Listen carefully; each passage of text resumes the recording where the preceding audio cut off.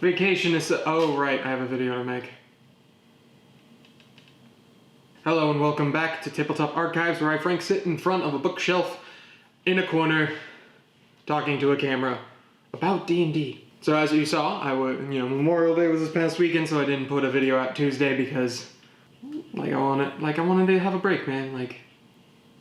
It was fun. So today, I'm just gonna go over how I run my towns, cities, villages, wherever the party ends up going. Most of the time, my parties end up just being more in urban settings. Occasionally, they'll go to a dungeon set out in some town somewhere, or they'll explore a ruin somewhere else. But for the most part, a lot of them like to be in the cities. I came up with ways to streamline down my cities. How can I easily create my cities without having to go through hours of coming up with ideas, but at the same time make them complex enough that the party doesn't just hit them and I don't know what to do? Basically, after years of being a DM, I have been able to find some ways to streamline down my system for creating a town or city pretty easily. And so that's what I'm doing. I'm sharing that with you today, how to create your own towns or city in the laziest fashion possible. So the first thing I like to think about with a city is what makes this place unique. If the party comes here, what's different about this place than any other place? It can be something as simple as it's a small town whose main export is wheat.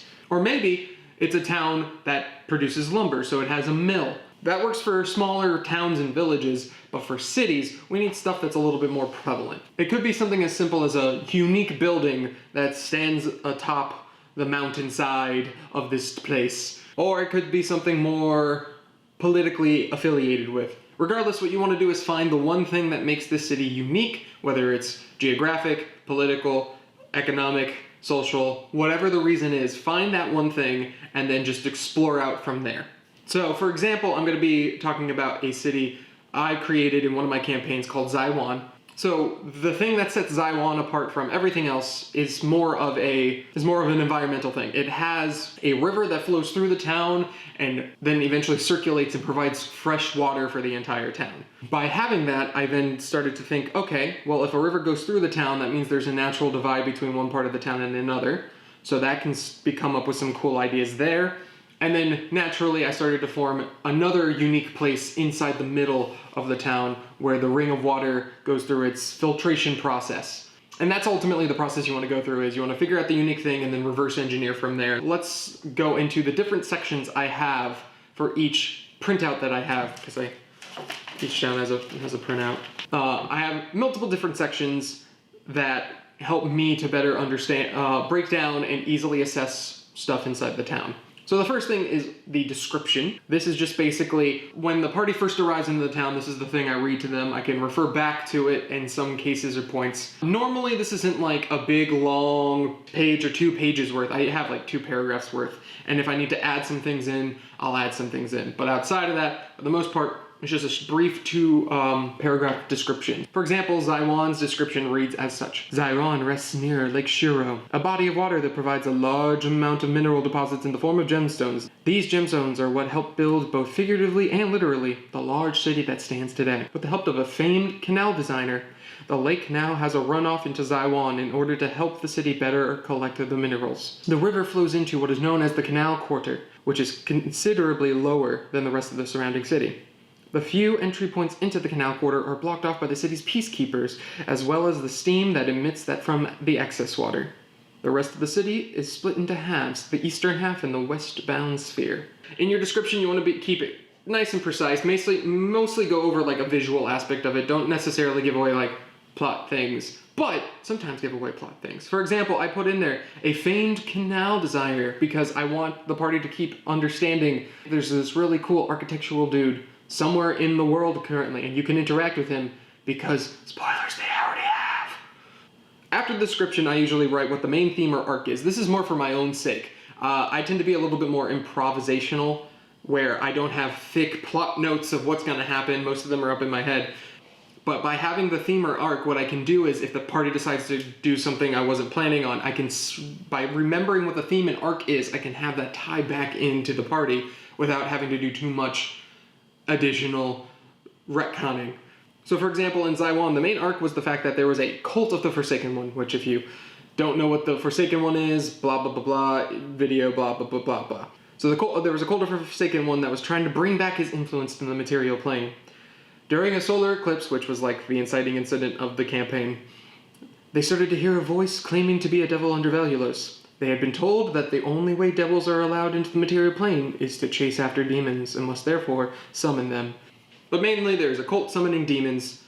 That's the main point. So if they decide to go to this, hey, we want to go find this thing you didn't already put in your world. Crap, okay. Well, you find it, and they offer this quest that happens to have a demon pop up randomly in the middle of it. Perfect, great, awesome. It ties into the story, and it was always intentional. That's the point of why I have the main theme/arc there.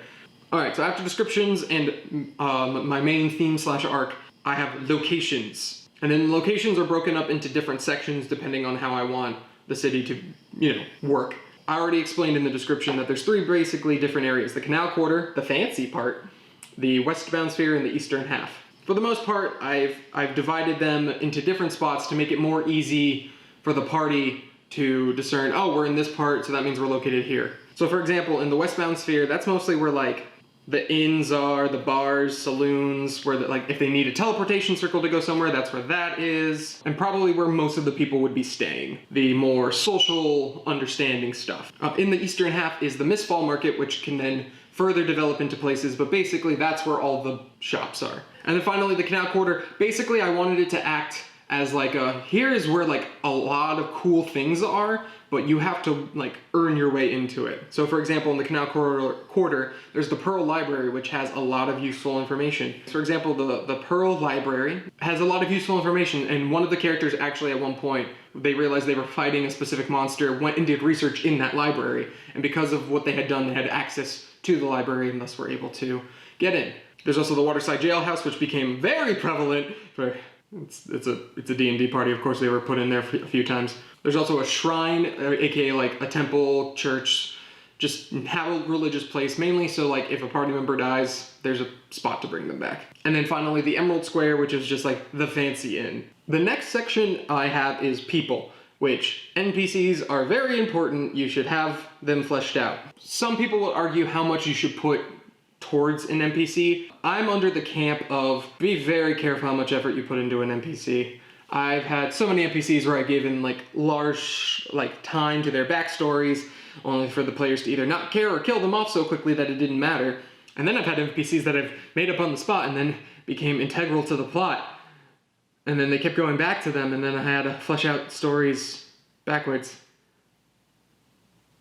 The point is, come up with like the slightest things on what's important to an NPC. If you want, I personally just put down a handful of things, and then from there, I started to flesh them out the more a party interacted with them. So for example, let's start with the Peacekeepers. They're the guard. So considering I had a Western feel, I decided to call the head guard, Sheriff Yagi. And then Shailen, which was like the deputy. I originally didn't have him in my notes as a deputy, but he was the only other peacekeeper who had a name, and I figured, well, I might as well make him just the deputy, and so he became the deputy. You have the shrine holders, Holder Korin, who's the shrine elder, the one in charge, Hand Otho and Hand Kogi.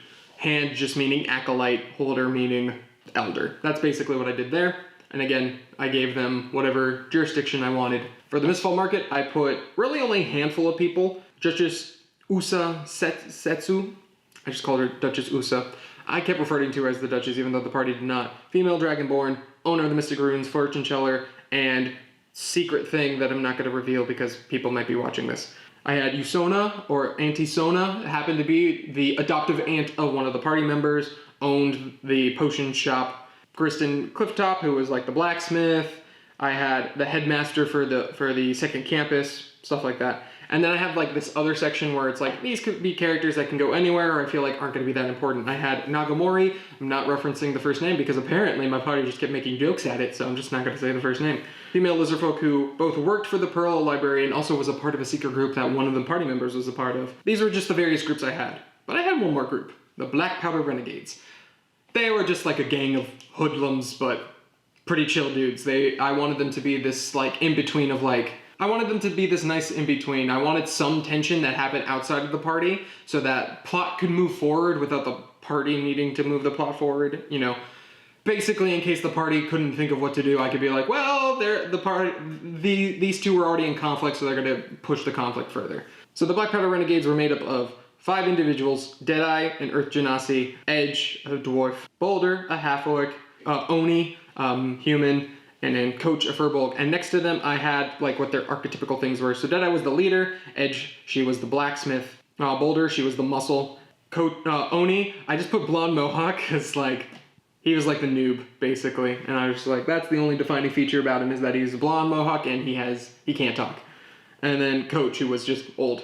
So I have all of these people, but I also had other things. But we'll get to that when we get to quests. Oh, speaking of which, the last thing I put down, quests. Again, sometimes the party doesn't know what they're gonna do. Sometimes you don't know what the party's gonna do. So I like to have these quests available, as in, if the party goes one direction, I can be like, here's this quest that's just laying around. Much like in World of Warcraft, where there's just the NPC with like the exclamation point, like, ah, yes, I have a quest for you. I basically have all of these ready at any point. But knowing I also had a fortune teller, and they were going to be interested in that, I also had the quests have like a percentile system. So if they ever visit the fortune teller, they're like, what's going to happen? I would roll and be like, this is what's going to happen. Isn't that interesting?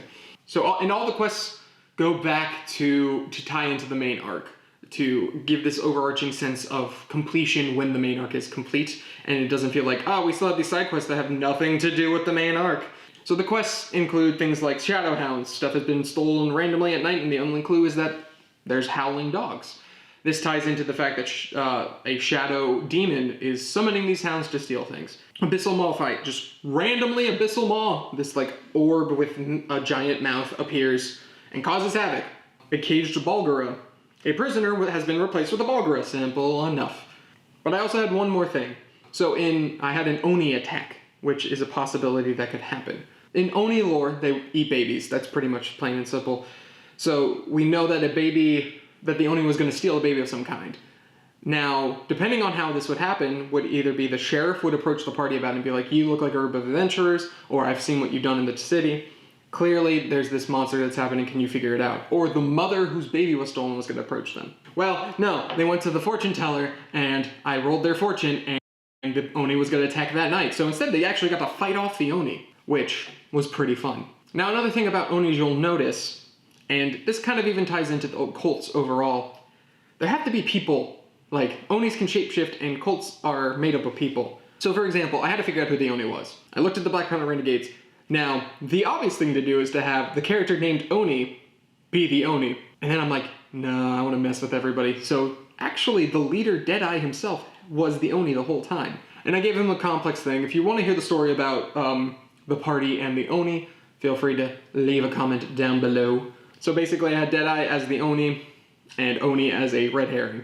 But I also realized for the cult, I needed members of the cult. I didn't need to flesh out every single member, as nor should you, but you should have some members who have a name so that it feels like they're fighting and interacting with real people. So it's simple what I did. I just went into each section and I rolled a d20. I went down the line of people and I'm like, okay, if you get above this number, you're part of the cult. Went through all of the Black Powder Renegades, none of them. Sheriff Yaki, nope. However, Shailen, the deputy, I did roll for. And when it came to the shrine holders, Hand Kogi also happened to be one. I'm like, okay, that's good. So this cult, I see how they got access to certain things through the hand and the deputy. All of this is starting to make sense. And it started to like jog into like how this cult got started. The cult was mainly just, it started as a group who just wanted to see some governmental change and then decided, maybe we could take this to its logical extreme and summon demons. And then I was going through the Mistfall market. Now I already knew I had one of my character's aunts as an NPC. And she came up as one of the cult members, and I immediately was like, yes. Oh, this is gonna be great. Because I could tell that my player was already having a connection with her adoptive aunt. This is her hometown. These are people she really cares about. It's gonna be great to rip the heart right out of her chest. So anyway, that is my stuff. A description of both the location and the theme / arc that's happening. Locations, people, and quests. Those are the main things I have and what I've been doing in my handouts. If I need to add more additional information, I can, just simply add it very quickly. What I'll then do is When they leave the city, I put it in the back of the binder because, let's be honest, they're always gonna return back to that city.